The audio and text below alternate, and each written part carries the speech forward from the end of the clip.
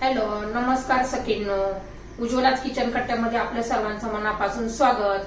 हे बघा, आज आपण हा पदार्थ बनवणार आहोत. तर हे पहा, आपण ना आज भजी करणार आहोत. संक्रांत आहे, संक्रांतीसाठी भजी करणार आहोत. पुरणपोळी, आमटी भात आणि भजी. तर बघा, मी कांद्याची भजी करणार आहोत. तर त्यासाठी मी 3 कांदे घेतलेले आहेत.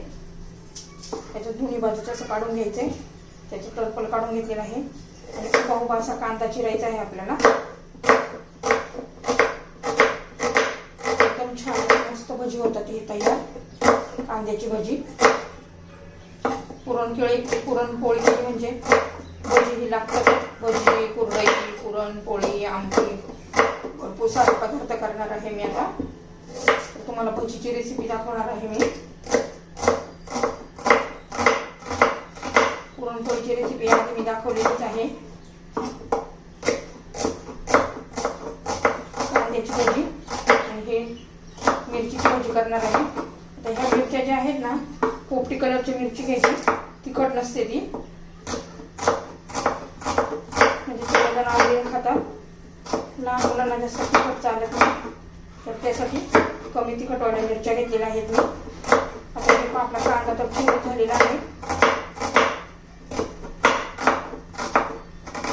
ते पण कांदा चिरून झाल्यानंतर असा हे करून घ्यायचा आहे, मोकळा मोकळा करून घ्यायचा असा, म्हणजे सगळीकडे व्यवस्थित बेसन पीठ लागतं.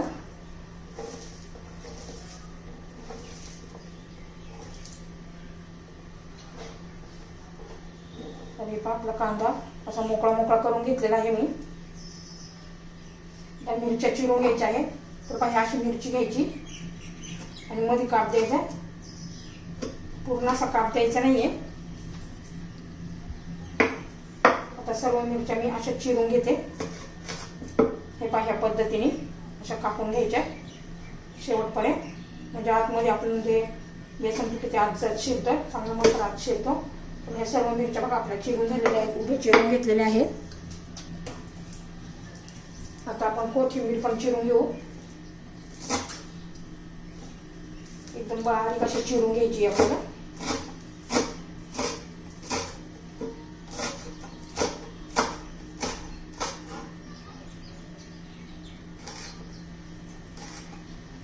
सर्व चिरून झालेलं आहे. आता आम्ही एक बाउल घेते. बाउल घेतलेला आहे. त्याच्यामध्ये 1 वाटी बेसन पीठ घेतलेलं आहे. आता त्याच्यामध्ये आपण कोथिंबीर घालून घेऊ. सर्व चिरलेली कोथिंबीर घालून घेतलेली आहे. आता हा कांदा घालून घ्यायचा आहे.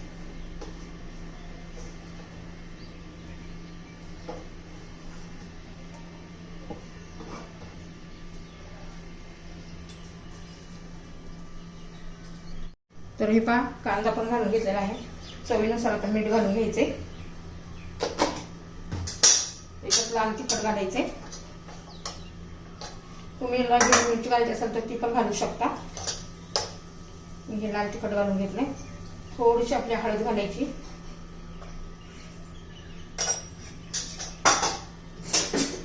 थोडासा त्याच्यामध्ये ओवा घालायचा आहे. ओव्याने खूप छान अशी टेस्ट येते आपल्या भजीला. बघा, हे घ्या, असा हातावर घेऊन असा क्रश करायचा, म्हणजे छान त्याचा सुगंध. आता बघा, आपण बेसन पीठ घातलेलं आहे. असं व्यवस्थित मिक्स करून घ्यायचे.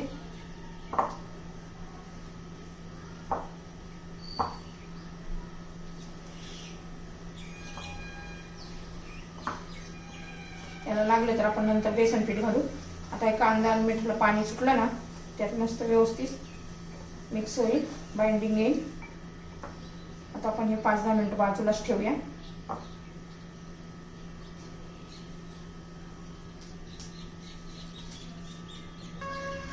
आता हे आपण मिरची भजी करण्यासाठी चवीनुसार ते बेसन पीठ घेतलेलं आहे मी थोडं. त्याच्यामध्ये चवीनुसार मीठ घालूया.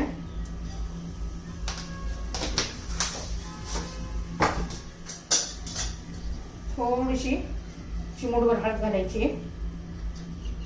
लाल तिखट पण थोडंसं घालायचं. हे पहा, मी ओवा पण घालणार आहे. हे पहा, आता आता आपण हे व्यवस्थित मिक्स करून घेऊया. थोडं थोडं करून पाणी घालायचं, आपल्याला एकदम पातळ नाही करायचं. मिरचीला कव्हर झालं पाहिजे त्यासाठी.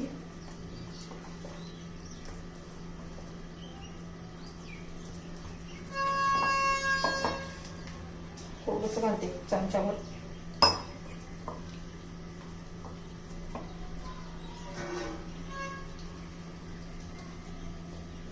आपण याच्यात सोडा वगैरे असं काही घालणार नाहीये. पुढे तुम्हाला दाखवते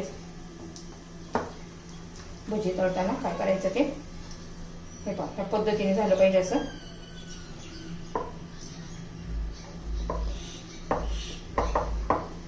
आता पहा, आपण एक कांद्याचं केलेलं 5 मिनिटं झालं होते असं करून घ्यायचं. बघा कसा ओलसरपणा आलेला आहे.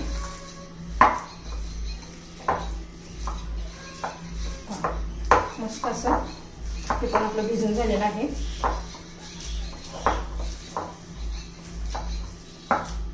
ते पण बाजूला ठेवून देऊया आपण. तेल ठोकळं म्हणजे गरम करण्यासाठी.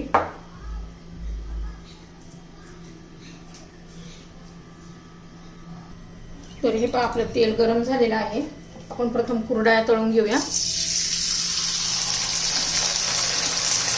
हे माझ्या कुरडया घरगुती कुरडया आहे.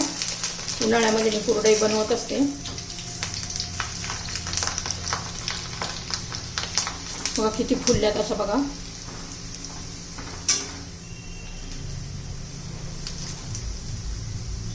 तर सर्व कुरडया मी तळून घेते. दुसरी पण टाकली बघा, किती छान असा फुलतात आणि पांढऱ्या शुभ्र एकदम. तर हे बघा की पांढऱ्या शुभ्र अशा कुरड्या आणि एकदम फुलल्यात अशा. आता आपण भजी करून घेणार आहोत. आता हे पहा, प्रथम आपण कांद्याची भजी करून घेऊया. छान असं फुललंय बघा, मिक्स झाले व्यवस्थित. आता याच्यामध्ये हे उकळलेलं तेल घालायचं, म्हणजे सोडा घालायची गरज नाहीये. 2 चमचे तेल घातले मी. आता हे व्यवस्थित मिक्स करून घ्यायचे. आता तेल चांगलं आपलं कडक झालेलं आहे. आता भजी सोडून घेऊया आपण. आता भजी आहे ना, मी मध्यम गॅस करते, फुल गॅस होता. आता असा हाताने टाकून घ्यायचा एक एक भजी.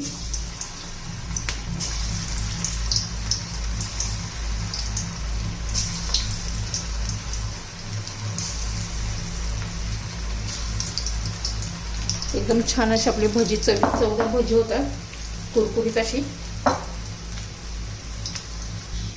हे पहा, आता उलटून घेऊया.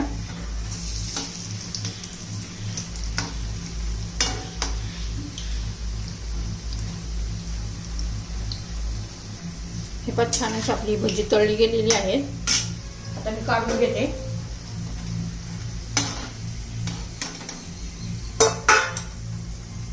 हे पहा, दुसरी पण सोडून घेतले. पहिले बघा इतके छान कुरकुरीत अशी आपली भजी झालेली आहे. मी टिश्यू पेपरवर काढून घेतलेले आहेत बघा.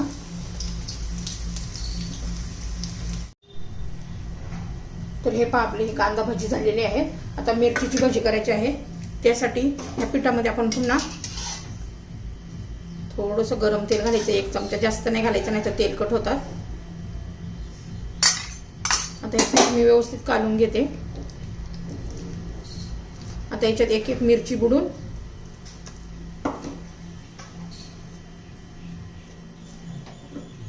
तेल खूप तापलेलं आहे, तर मध्यम करून घ्यायचं आहे. एकदम उकळत्या तेलात घातलं ना लगेच करपतं म्हणून.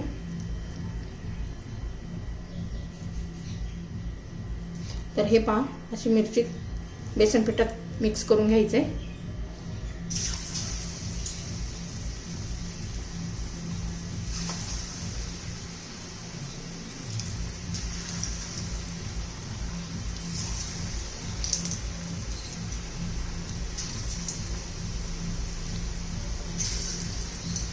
तर हे आपण सर्व मिरच्या व्यवस्थित तळून घेऊया.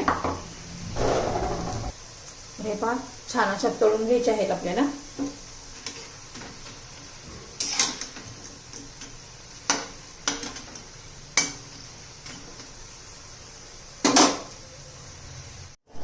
तर हे 5 सर्व भजी आपले तळून झालेले आहे.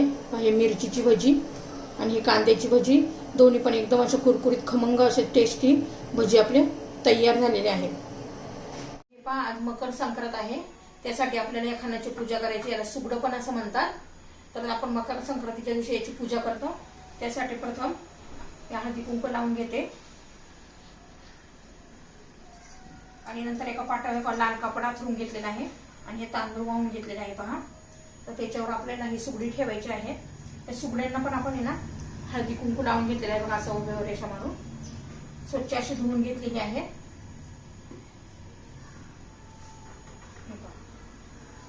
आता त्याच्यामध्ये बघा वाहण्यासाठी आपल्याला सुगड्यामध्ये भरण्यासाठी एवढी हे भाज्या घेतलेल्या आहेत. शेंगदाणे, वाटाणा, ऊस, गाजर, बोरं, वांग, घेवडा, हरभरे, ही ज्वारी आहे आणि हे ओंब्या आहेत गावाच्या, एवढं सारं घेतलेलं आहे. आणि हे तिळगुळ आहे. हे पहा, प्रत्येकाच्या याच्यामध्ये एक एक घालायचं आहे. आता हे गाजर घातलेलं आहे, ऊस घातलेला आहे, ही बोरं घालायची आहे, शेंगदाणे,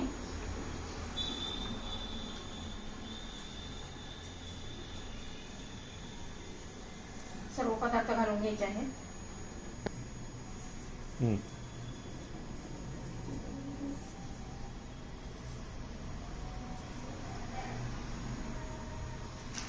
आता तिळगुळ पण घालायचं आहे.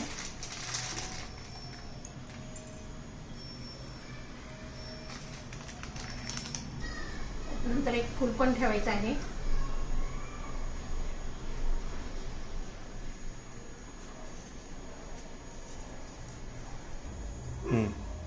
हे पण आपण याच्यावर सर्वांवर हळदी कुंकू वाहून घेऊ.